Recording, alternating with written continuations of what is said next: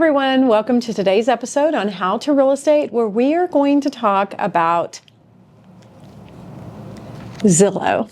Okay, no, I'm not going to rant for 30 minutes against Zillow. Zillow definitely has a place in the market, and I actually am someone who utilizes Zillow on a day-to-day basis, as I know the rest of you do also. I think that even though realtors are not necessarily huge fans of Zillow, any realtor who says that they do not utilize Zillow is probably not keeping up with everything that they need to be keeping up with. So let's kind of do a deep dive on why Zillow does have a place in the market, but why Zillow is not necessarily the full story or the full picture when you're looking at a property. Okay, so number one, how many of you have checked your Zestimate on Zillow? Jill, have you ever checked your Zestimate? You haven't? Okay, well, then you should check your Zestimate. But be aware, the number one rule before you check your Zestimate is to realize that the person who put that Zestimate together, number one, is not a person at all. It's an algorithm. It's an AI tool. It's an online tool. And no one from that company or representing Zillow has ever been inside your home. That's right. So, you know, those new countertops, the new flooring, the new wainscoting that you just did, Jill, all of those new light fixtures. There are so many things that Zillow cannot take into account. So please, please, please be aware. Now, and it works the opposite also. If 3 homes on your street have been completely gutted, new electrical, new plumbing, new roofs, new kitchens, and then sold for an exorbitant amount, and you have actually not updated your 1970s or 1980s home, but you are in that neighborhood, you will not, your value on your Zestimate will be very, very high, but there's no chance of you getting that number. Right? So it does not necessarily give you a true picture because, again, they have not been to your home and seen the upgrades or lack thereof of upgrades compared to the homes in the immediate area.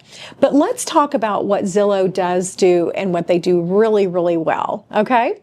So the first thing that they do is they pull all data from public records, from the tax assessor's office, things like square footage, number of bedrooms, like specific measurements, lot size, that type of thing.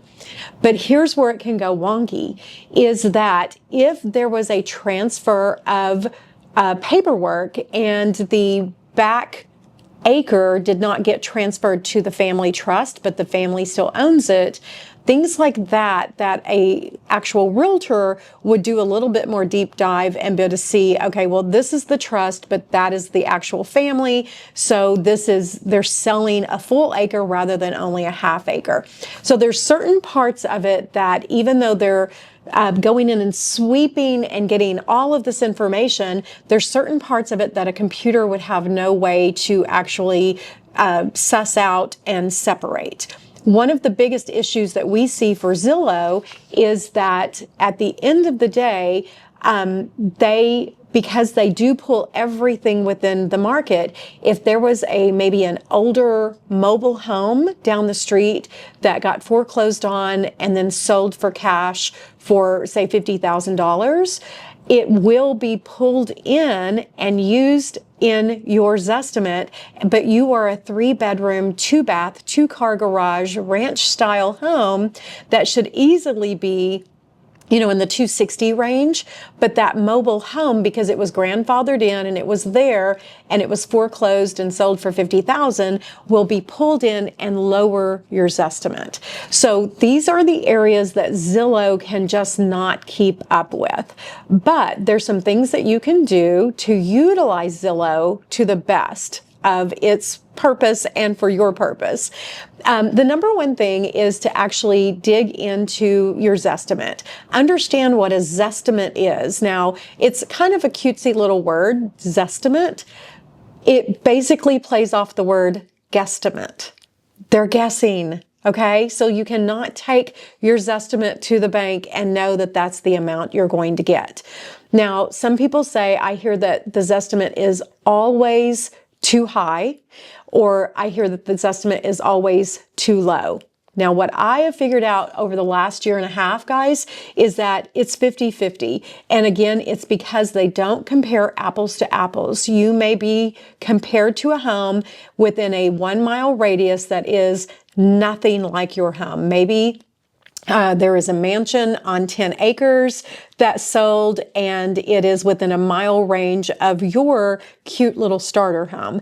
That will raise the price of your property on your Zestimate. But if you go and price your home that way with a realtor, it will actually shoot you in the foot. So dig into the Zestimate and truly understand what Zestimate is. There is a disclaimer on Zillow that tells you that this is basically a guesstimate and it's just pulled from all of the information.